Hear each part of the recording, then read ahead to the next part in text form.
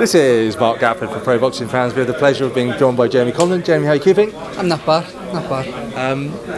We're here down here in London today for the Golden Contract press conference. I actually just want to start with yourself.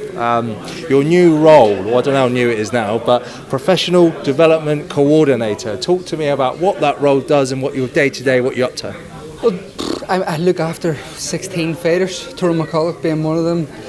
Heavily involved in the background of everything we do, MTK Global. My brother, Carl Frampton, Paddy Barnes, these kind of guys. And now recently our connection with Top Rank on MTK, I would be the main point of contact and everything going on now with our fighters stateside. Having been there and done it yourself, you must have lots of wisdom that you're able to impart on your fighters. What kind of challenges do you find as a in the management side of it, in the difference to the fighting side of it? You can't punch no one in the face.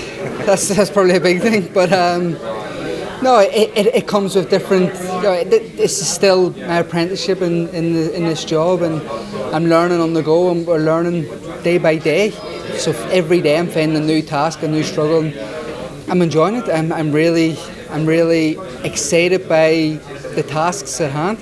In terms of dealing with fighters, and most of the fighters I deal with have been friends even before I was doing this. I was managing. I was involved in the business side of MTK. Most of them I've grown up with since we were younger, and then Michael was my brother. So I'm finding out the different tasks. One thing I realise is that my ultimate goal is to protect my fighter and build my fighter and give him the opportunities to provide for his family and to achieve his goals in this game. So you're just kind of dealing with that there, dealing with promoters, dealing with other managers, this is something completely new that we've been working on since I think July, probably just before July this year. And it was just off the cuff, and it steamrolled. And then when Sky came on board, it really picked up pace. And then we had secured dates, and this is kind of all new. August I done a show in Belfast for my brother for MTK with Top Rank. So that was all new. Dealing with a promotional side of things was all new. Dealing with a venue, we done a show in an outdoor arena with no seats. It was just grass. So we built a stadium from scratch. So that was a learning curve experience for a full year. So yeah, it's been new. It's been sometimes daunting, sometimes really exciting, and I'm enjoying every minute of it. You mentioned there that you grew up with some of the fighters you're now tending over. In the management side of things, you have to have some frank discussions with these fighters, I imagine. How difficult is it to have these discussions with guys that you've grown up with, talking about money and stuff like that? I don't find it too difficult. I'd be pretty straightforward with anyone. If I feel that this is the right move, I will listen to what they say, and of course we can work together, but I'd be pretty straightforward, pretty straight down the middle. As you say, I was growing up with them, so I can be a bit more real with them. I knew where they've come from. I can be a bit more frank and just say, listen, here's the pros, the cons, this is what I'm saying, this is what you're saying, let's find a compromise, but ultimately I'm going to do what's best for you. I'm not going to steer them in the wrong direction. A lot of managers these days become attached to a promoter and then become prostitutes for the promoter. They basically are doing what the promoter wants them to do and forget their main role is to look out for their fighter and do what's best for their fighter. And if you're doing what's best for the promotion, you ultimately you can't do what's best for the fighter because it's a conflict of interest. A fighter and a promoter is two different things, and in the end of the day, the promoter, yes, will try and do what's best for the fighter to an extent, but ultimately he's going to be looking for what's best for the promotion. So they know I've got their back. Fighters themselves, they're egotistical maniacs. They have to believe in themselves to an extent that they can beat anyone, they can do anything, and they are the main event. Even if they're on a 4-round fight, 6-round fight, or the actual main event. So and they have to believe that, because every fight that a fighter takes could be his last, is the most important fight of his life. It doesn't necessarily have to be the hardest fight, but it is the most important fight. And it's just giving them that kind of, yes, I understand the importance of this fight, but also the reality of the fight and reality of where you are in your career and where we have to go. So yeah. I just want to touch on something you said there. You said that fighters are prostitutes these days for promoters. During your career, I think you said that you were starved of opponents and opportunities. I think the implication was that it was the promoter's fault. Talk to me about just that relationship with promoters and why and what MTK are doing differently. Yeah, well, that's it. I think before I was with MTK, I had a very stop-start career. I worked. I think I was number 3 in the world at the time with the WBO, and maybe 6 or 7 with a different organisation. And I was working on a building site as well as training. And then from that, I was working in the hospital, domestic in the hospital, while I was training. This is the norm for a lot of fighters because they're represented. And I didn't have a promoter, a stable promoter. I remember training for a fight that I was promised against Paul Edwards, I think was for the British title at flyweight. Trained for 8 weeks, only be told a week before the fight that no, I wasn't. I'm doing a six round or a 4 round on the card in Liverpool. Get over to Liverpool a few days before, 2 days before I get brought over. See Paul Edwards at the venue and he had pulled out 6 weeks, 7 weeks before the fight and no one had told me. This is the kind of treatment that I had to go through in my career.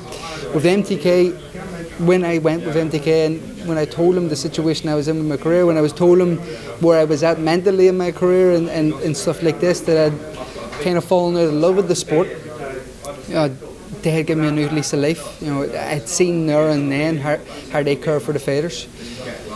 They give fighters opportunities. I think I was with maybe 3 years, probably 4 years with MTK, and it was non-stop opportunities. I was headlining shows. We were in Dublin, we were in Belfast. London, I got to come off title fight. They give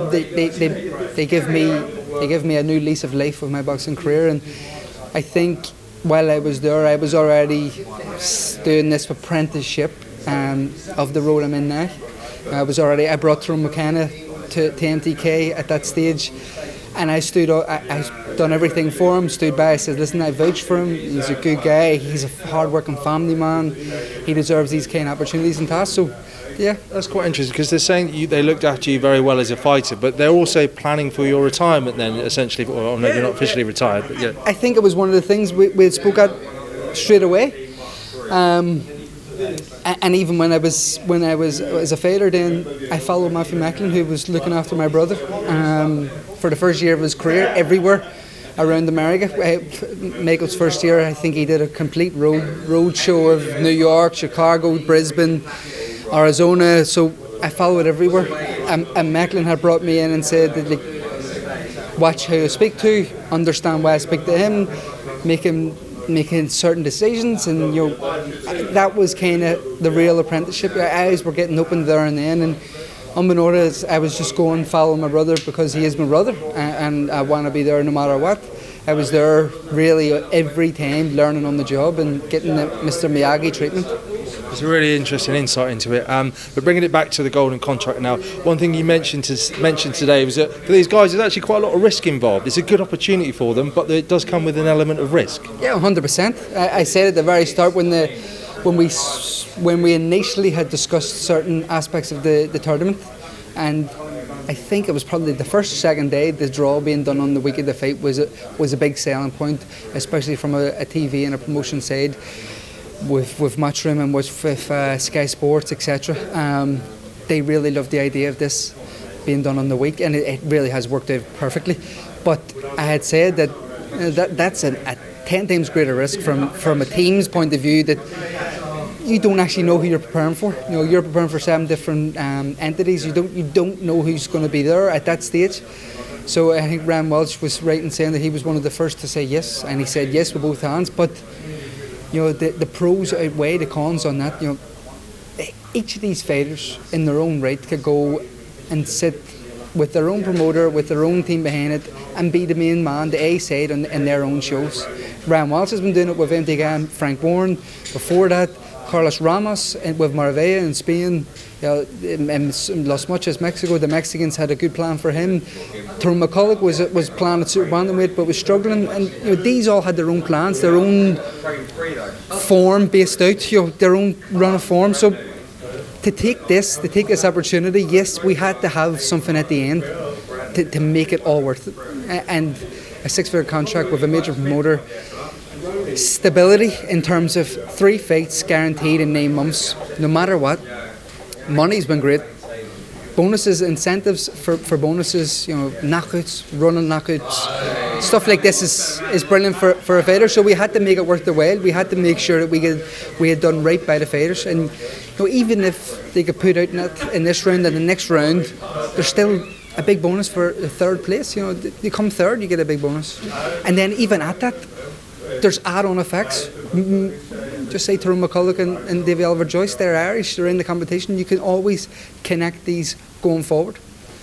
Just finally, Jamie, tell us exactly why we need to tune in on Friday night at Sky Sports. But I think we definitely need to tune in because this is legitimate 50-50 contests. I know promoters usually big up a card that it is 50-50 fights, but it's usually the main event is, and everything else is teed 60-40, 70-30 in the house fighters direction. But this is 50-50 fights, everyone giving their best account of themselves on the line. They've all to fight for. They're leaving it in the ring. Jamie Conlan, thanks for being to ProBoxingFans.com. Thanks very much, man. Thanks, brother. Appreciate that.